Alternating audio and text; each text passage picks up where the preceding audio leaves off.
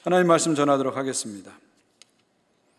여러분, 우리는 매일매일 살아가면서 때로는 칭찬의 소리를 듣기도 하고요, 때로는 비난의 소리를 듣기도 합니다.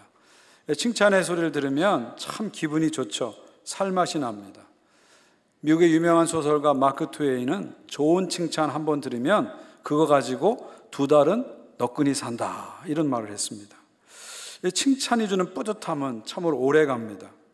우리 흔히 이런 말 하잖아요. 칭찬은 뭐라고요? 고래도 뭐하게 한다? 춤추게 한다. 칭찬을 들으면 마음이 들썩들썩하고요, 괜히 우쭐해집니다. 또한 칭찬을 받게 되면 여러분들이 더 칭찬을 받으려고 또 노력을 하게 되죠. 거기까지는 괜찮아요. 근데 문제는 뭐냐면 칭찬을 받으려고 너무 목매다 보면은요, 사람들의 인정을 자꾸 추구하게 되고요, 그러다 보면 일종의 인정 중독에 빠지게 될 수 있죠. 마치 유튜버들이 구독, 좋아요를 받기 위해서 몸부림치듯이 사람들에게 좋은 소리를 들으려고 막 애쓰면서 거기에 집중하고 그것을 기준으로 살아가는 사람들이 있어요. 그러다 보면 자기 자신을 잃어버려요. 자기 삶의 방향을 잃어버리기도 합니다.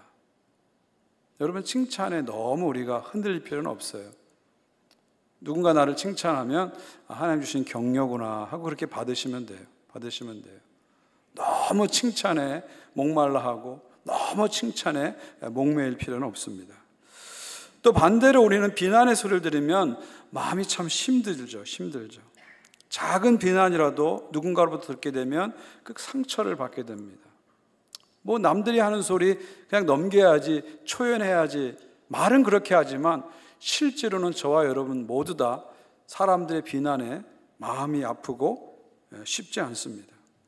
작은 비난에도 잠을 자지 못하고 분노와 미움으로 뒤척이기도 합니다. 그러나 여러분, 가만히 생각해 보면요, 칭찬도 그렇고 비난도 그렇고 우리가 지나치게 거기에 휘둘릴 필요는 없습니다. 누군가 나를 비난하는데 그 비난이 맞는 얘기면, 사실이면 그것을 자기 반성과 자기 발전의 기회로 삼으시면 돼요. 그러나 그것이 사실이 아니고 아무 근거가 없으면 철저하게 무시해버리면 돼요. 그냥 무시하면 됩니다. 왜냐하면 누군가 여러분을 칭찬했다고 해서 여러분이 갑자기 큰 사람이 되는 게 아니에요. 여러분의 존재가 갑자기 커지는 게 아니에요. 누군가 여러분을 비난했다고 해서 여러분이 갑자기 작아지는 게 아닙니다. 여러분의 존재가 갑자기 작아지는 게 아니에요. 여러분은 여러분이죠. 여러분이죠. 여러분, 여기 뭔지 아시죠? 여러분이 너무나 사랑하는 백불입니다. 아주 빳빳하고 빛나는 백불이죠. 그런데 여러분, 제가 이 백불을 이렇게 반으로 접었어요. 그러면 이 백불이라는 가치가 줄어드나요? 줄어들지 않죠. 제가 이 백불을 막 이렇게 구겼습니다. 그렇다고 해서 이 백불의 가치가 97불로 줄어드나요? 절대 줄어들지 않아요. 심지어 제가 이걸 발밑에 놓고 막 밟았어요. 그렇다고 해도 이 백불의 가치는 전혀 변함이 없습니다. 무슨 얘기입니까? 사람들이 나를 칭찬했다고 해서 내 가치가 갑자기 커지거나 내가 비난을 받았다고 갑자기 작아지는 게 아닙니다. 나의 존재 가치를 사람들의 평가에 너무 두지 마십시오. 나의 존재 가치는요, 사람들이 매겨주는 게 아니에요. 나의 존재 가치는 하나님이 정해주시는 거예요. 내가 너를 지명하여 불렀나니 너는 내 것이라. 우리 하나님의 것이에요. 하나님의 사랑받는 자녀입니다. 자신의 존재 가치를 진정으로 아는 사람은요, 칭찬에 너무 휘둘리지 않아요. 비난받았다고 너무 낙심하지 않습니다. 나는 나야. 나는 하나님의 자녀야. 항상 그렇게 외치면서 칭찬과 비난에도 불구하고 하나님 바라보고 뚜벅뚜벅 앞으로 걸어가는 것입니다. 이것이 바로 믿음의 사람들의 길이죠. 우리가 지금 사도 바울의 1차 전도여행을 쭉 쫓아가고 있는데요, 한번 지도를 보시면 지금까지의 길들을 다시 한번 우리가 볼 수가 있습니다. 먼저 안디옥에서 출발했죠. 수리아 안디옥에 출발해가지고 첫 번째 선교지는 구브로에 갔죠. 구브로에서 배를 타고 버가로 올라갔죠. 거기서 쭉 올라가서 비시디 안디옥에서 선교를 하고 이고니온으로 갔다가 루스드라 네 번째 선교지로 왔다가 그 다음에 다섯 번째 더베까지 갑니다. 그리고 돌아오는 게 더베, 루스드라, 이고니온, 안디옥, 버가 거꾸로 다시 한번 쭉 돌다가 다시 파송지인 안디옥으로 돌아오는 거죠. 이것이 지금 바울이 걸어온 1차 전도 여행의 큰 루트입니다. 일정입니다. 그런데 여러분, 바울이 가는 곳마다 복음을 전하는데 복음을 전할 때마다 상반된 두 가지 반응이 나타나죠. 하나는 우호적인 반응이 나타나고 하나는 적대적인 반응이 나타납니다. 바울이 복음을 전하면 어떤 사람들은 그 복음을 환영하고 복음을 믿고 예수님의 제자가 됩니다. 그러나 어떤 사람은 반대로 복음을 전하면 적개심을 품고 핍박을 하고 박해를 합니다. 가는 곳곳마다 바울이 가는 곳에는 다 이런 일들이 똑같이 일어났어요. 예를 들면 첫 번째 선교지인 구브로에서도 어떤 일이 일어났죠? 바예수라는 사람은 바울과 바나바를 대적했어요. 그래서 총독으로 믿지 못하게 만들었죠. 반면에 총독 서기오 바울은 복음을 믿었습니다. 그리고 주님의 가르침을 놀랍게 여겼죠. 이것은 또 13장의 두 번째 선교지인 비시디 안디옥에서도 마찬가지입니다. 바울이 회당에서 복음을 전하니까 많은 사람들이 예수님을 믿었습니다. 그리고 그 다음에 또 복음을 전하니까 도시의 거의 모든 사람이 나와서 열광적으로 폭발적인 반응을 보면서 말씀을 들었어요. 그러자 그 도시에 있는 유대인들이 이 폭발적인 반응을 보고 시기해가지고 바울과 바나바를 그 도시에서 추방합니다. 이게 13장까지 이야기고요. 13장에 와서 14장 초반부에 보면 이고니온을 방문하는데 똑같은 일이 일어나요. 역시 유대인 회당 가서 복음을 전하니까 이번에는 유대인뿐만 아니라 헬라인까지 허다한 무리들이, 많은 무리들이 예수님께 돌아옵니다. 그런데 이것을 보고 일부 유대인들은 사람들을 선동해가지고 바울을 돌로 쳐 죽이려고 합니다. 그래서 바울이 이제는 이고니온에서 더 이상 복음을 전할 수 없어가지고 루스드라, 네 번째 도시인 루스드라로 오게 되는 것이죠. 근데 루스드라에서도 역시 똑같이 바울은 강렬한 찬사도 받지만 강력한 핍박도 함께 받게 되는 것입니다.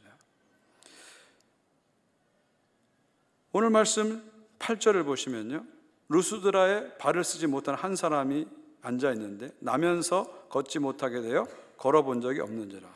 자, 네 번째 도시, 1차 전도행의 네 번째 도시 루스드라에 왔어요. 루스드라라는 도시는 앞에 있는 도시 비시디의 안독이나 이고니온에 비해서는 아주 시골입니다. 외진 곳이에요. 좀 미개한 시골이라고 보시면 돼요. 교육 수준도 많이 낮아요.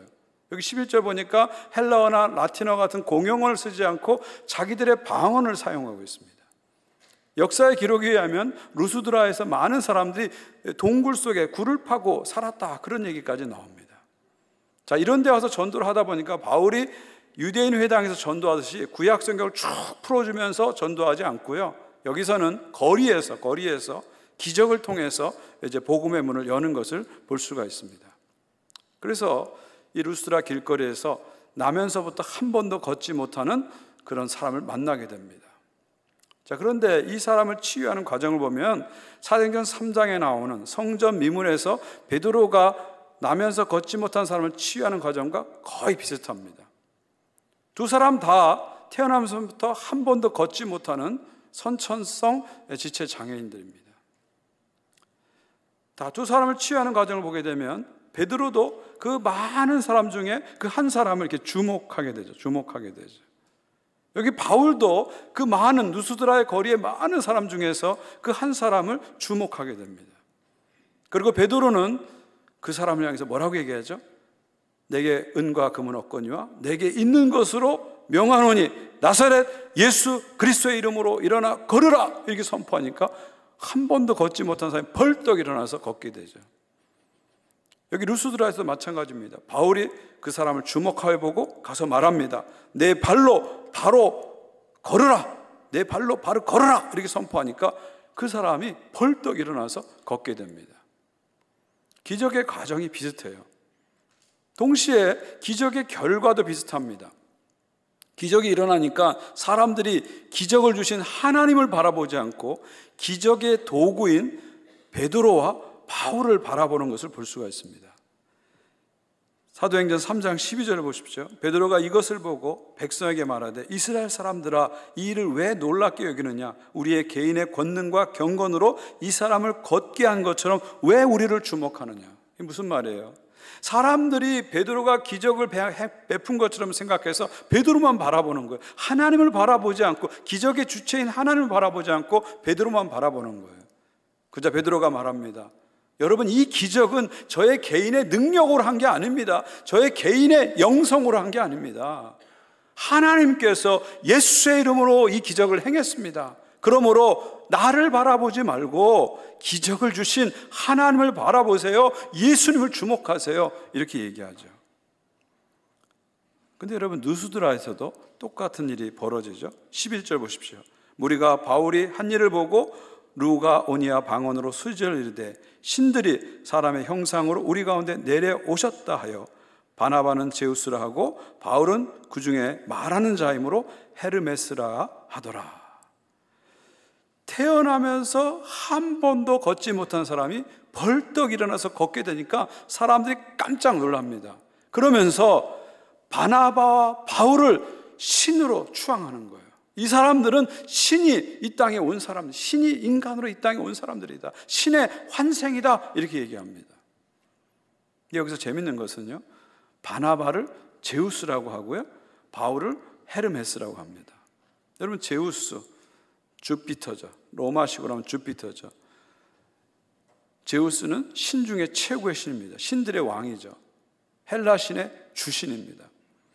헤르메스는 신들의 메시지를 대변하는 대변이 되는 신이 헤르메스죠.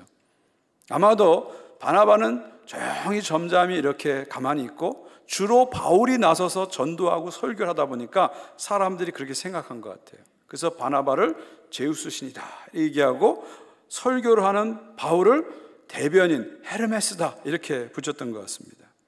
그러면서 이들을 신처럼 이렇게 떠받드는 거예요. 신처럼 떠받드는 겁니다. 여기에 멈추지 않고 예물을 가져와서 바나바 바울을 신으로 경배하려고 하죠. 13절 보십시오. 시외 제우스 사당의 제사장이 소와 화환을 가지고 대문 앞에 와서 무리와 함께 제사하고자 하니. 그러니까 누스라성 외곽에 있는 제우스 신의 신전에서 소를 끌고 옵니다. 그리고 꽃 화환을 갖고 와서 이제 바나바 바울을 신으로 숭배하려고 합니다. 자, 이 정도 상황이면 보통 사이비 종교 지도자는 어떻게 할까요? 나는 신이다 하면서 신으로 등극하는 거죠. 그러면서 사람들을 지배하고 사람들을 자기에게 굴복시키고 경배하게 만들 겁니다. 그러나 바울과 바나바는 그렇게 하지 않아요. 14절 보십시오. 두 사도 바나바 바울이 듣고 옷을 찢고 무리 가운데 뛰어들어 소리질러 자신들을 신으로 경배하는 사람들을 향해서 바울과 바나바는 옷을 찢어버려요. 여러분, 성경에서 옷을 찢는다는 것은 두 가지 의미가 있어요. 하나는 내 죄를 회개할 때 회개의 표시로 옷을 찢기도 합니다. 또 하나는 아주 하나님 앞에서 큰 죄를 목격했을 때, 특별히 신성모독적인 죄를 목격했을 때 분노와 슬픔의 표시로 옷을 찢는 거죠. 여기서는 두 번째 경우가 해당됩니다. 나도 당신들과 똑같은 인간인데 왜 우리를 하나님처럼 신처럼 숭배하느냐 하면서 분노와 슬픔의 표시로 바울과 바나바가 옷을 찢는 것이죠. 그러면서 이렇게 말합니다. 15절입니다. 이 15절 말씀이 참 중요한데요. 우리 한번 같이 읽겠습니다. 시작.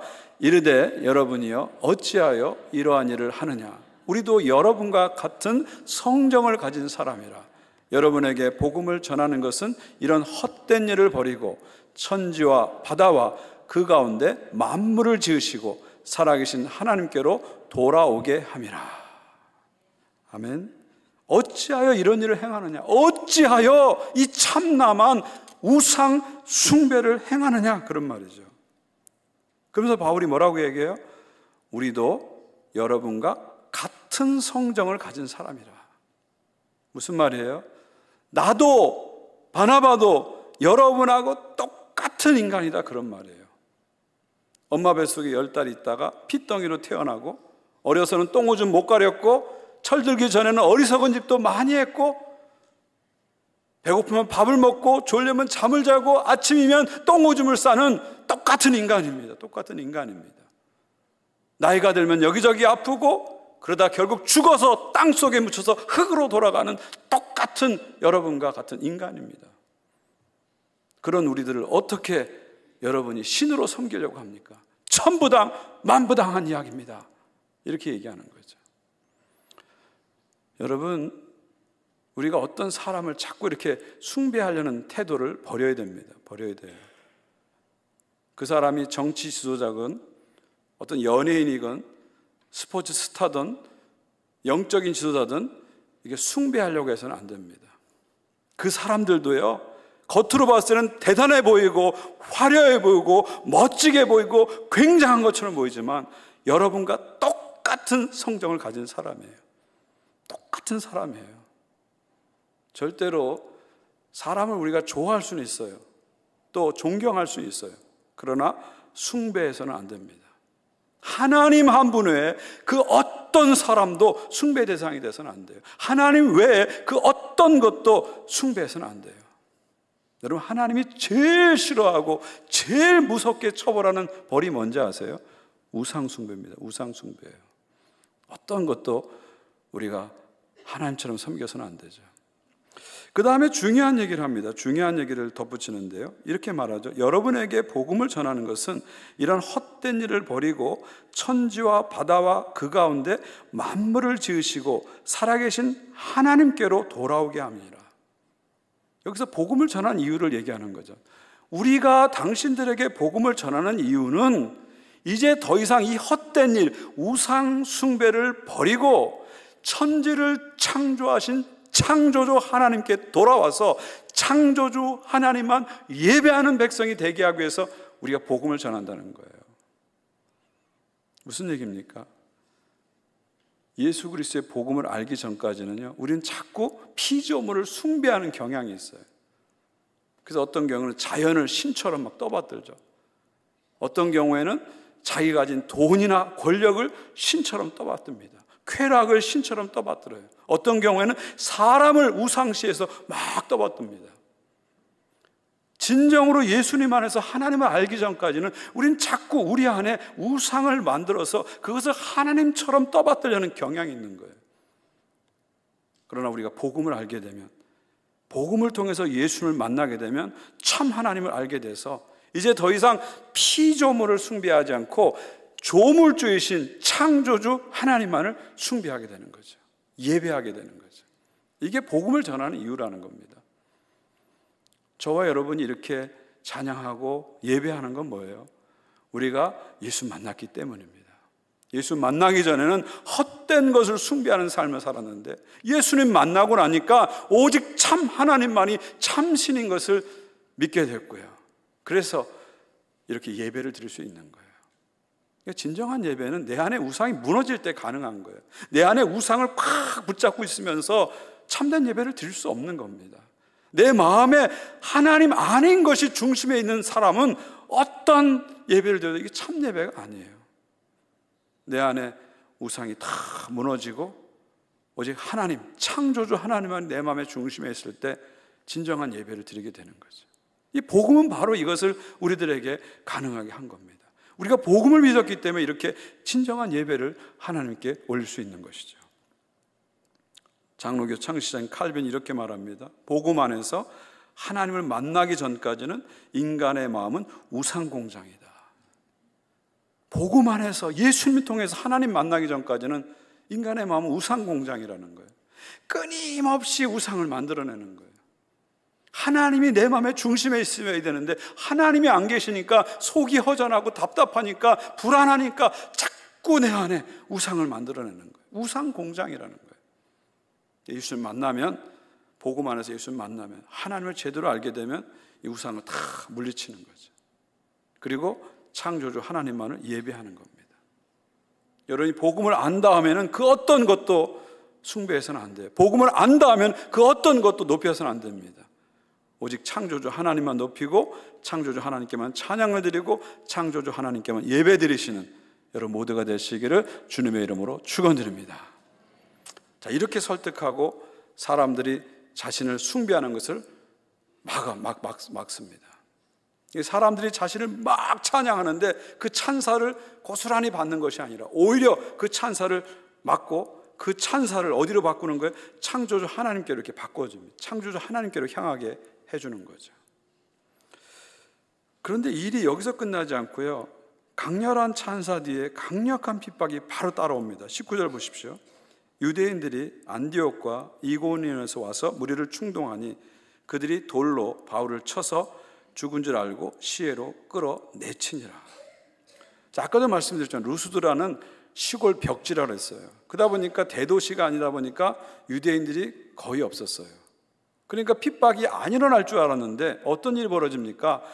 저 이웃 동네인 이고니온하고 더 먼 비시디의 안디옥에서 루스드라까지 원정을 와서 핍박을 하는 겁니다.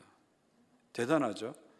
여러분, 이고니온에서 루스드라까지도 한 45km니까 하루 반나절은 걸어가야 됩니다. 저기 비시디의 안디옥에서 여기 루스드라까지는 한 200km 되니까 일주일 정도 걸어와야 돼요. 이 사람들이 바울을 핍박하고 복음을 핍박하기 위해서 일주일씩 걸어가지고 험한 산길을 걸어가지고 지금 원정 핍박을 온 겁니다. 바울과 바나바의 열심도 대단하지만 이 사람들 열심도 대단한 것 같아요. 선한 일에도 열심 내는 사람이 있지만 이렇게 나쁜 일에 목숨 거는 사람이 있는 거예요. 열심을 내는 거예요. 이 사람들이 와가지고 순진한 루스드라 사람들을 선동합니다. 꼬입니다. 그러니까 갑자기 루스드라 사람들이 돌변해 버리는 거예요. 방금 전까지 바울은 신이다 하고 숭배했던 사람들이 갑자기 돌변해서 바울에게 돌을 던지는 거예요. 방금 전까지 꽃을 갖고 와서 바울을 숭배하려 했던 사람들이 순식간에 돌변해가지고 돌을 던지면서 바울을 죽이려고 하는 겁니다. 여러분, 이것이 인간이에요. 찬사와 핍박, 칭찬과 비난은 절대 영원하지 않습니다. 일시적이에요. 생각보다 인간은 변덕스럽습니다. 나를 향해서 막 꽃을 바치고 찬사했던 사람이 순식간에 돌아서서 나를 배신하고 나에게 언제든지 돌을 던질 수 있어요. 그것도 아주 내 옆에 가까운 사람이 그렇게 할 수 있습니다. 그러므로 우리는 찬사와 핍박에 대해서, 칭찬과 비난에 대해서 자꾸 초연하셔야 돼요. 그게 마치 영원한 것처럼, 그것이 나의 존재 가치를 확증해 주는 것처럼 착각해서는 안 됩니다. 수시로 바뀌고 일시적이고 가변적인 것입니다. 보십시오. 방금 전까지 바울은 신이다 하면서 꽃을 바쳤던 사람들이 순식간에 돌변해서 바울 죽여라 하면서 돌을 던지는 거예요. 얼마나 세게 돌을 던졌든지 바울이 죽을 지경까지 갑니다. 그래서 죽은 줄 알고 시 외곽에 갖다 돌덤에 버려버린 거예요. 죽은 줄 알고. 근데 다행히도 바울은 죽지 않고 다시 그 돌무더기에서 일어납니다. 그리고 흙먼지를 툭툭 털고 그 옆에 있는 도시 더베로 가서 거기서도 복음을 전하는 겁니다. 대단하죠. 방금 전에 돌을 맞아서 정말 우리 같으면 트라우마가 가득해서 더 이상 선교를 하지 못할 것 같은데 방금 전에 돌을 맞고도 툭툭 털고 쿨하게 일어나가지고 다시 또 가서 복음을 전하는 거예요. 그리고 14장 후반부를 보게 되면 바울이 더베까지 복음을 전한 다음에 다시 돌아오는 길에 루스드라에 들리고, 돌아오는 길에 이고니온에 들리고, 돌아오는 길에 비시디 안디옥까지 들려서 다시 수리아 안디옥까지 돌아오게 됩니다. 사람들을 선동해서 자기를 죽이려 했던 사람들이 득실한 이고니온으로 비시디 안디옥으로 다시 들어가게 되는 거죠. 계속해서 바울은 사명의 길로, 복음의 길로, 믿음의 길로 나가게 됩니다. 찬사에도 흔들리지 않고요, 핍박에도 낙심하지 않고요, 오직 주님만 바라보고 사명의 길로 뜨벅뜨벅 바울이 걸어갑니다. 그러면서 1차 선교여행이 마쳐지게 됩니다. 말씀을 맺습니다. 오늘 루스드라에서 벌어진 일, 오전에는 바울이 신으로 추앙을 받아요. 강렬한 찬사를 받죠.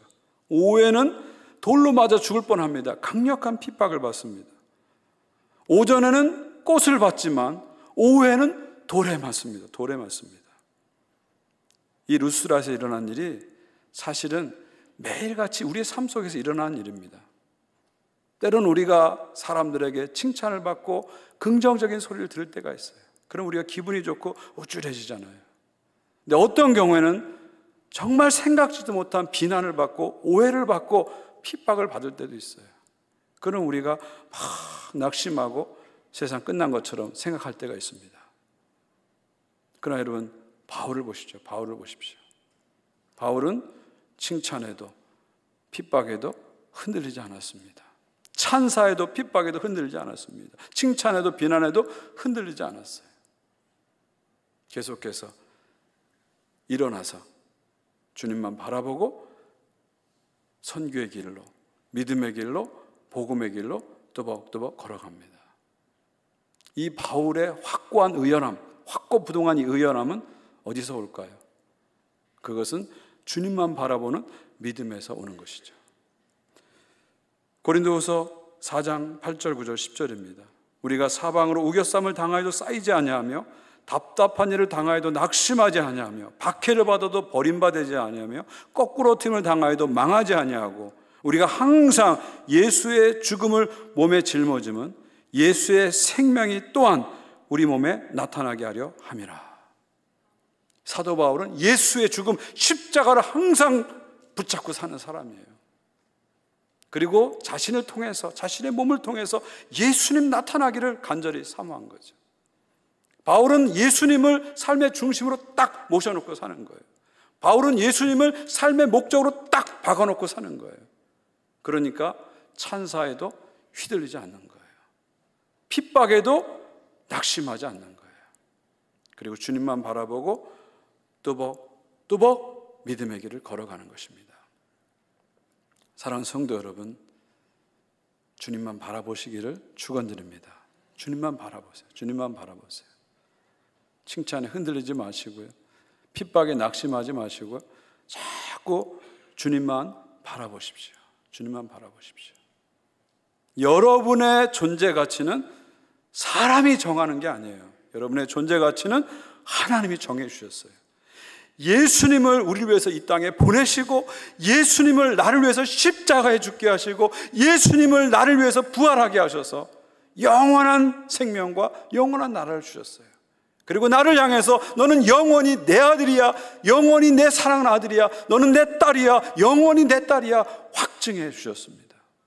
십자가로 당신의 사랑을 확증해 주셨고 십자가로 우리의 존재 가치를 영원히 확증해 주셨어요.